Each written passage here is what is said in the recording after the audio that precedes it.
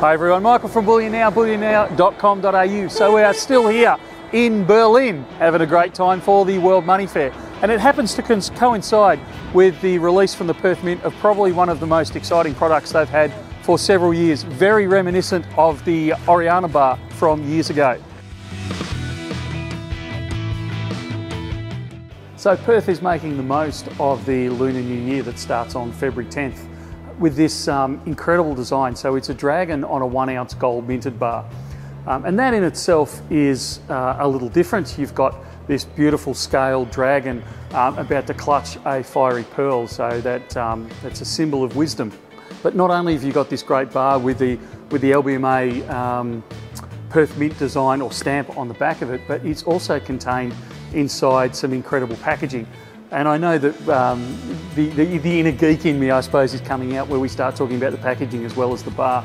But this does have a beautifully designed packaging, very reminiscent of the Oriana bar that Perth Mint produced, kind of that 2005-2006 era that we don't see often these days, but incredibly popular when we do because of the design.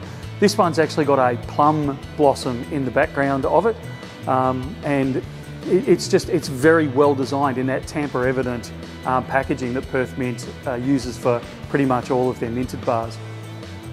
So it is a limited production bar. They're only producing 30,000 of them. Now I know that sounds a lot, but as we've come to learn with the Perth Mint, a great proportion of those will go overseas. It is 30,000 worldwide production. So we never know how many stay in Australia, but from previous histories of these things, we can say, you know, kind of that 90% of them tend to head overseas anyway.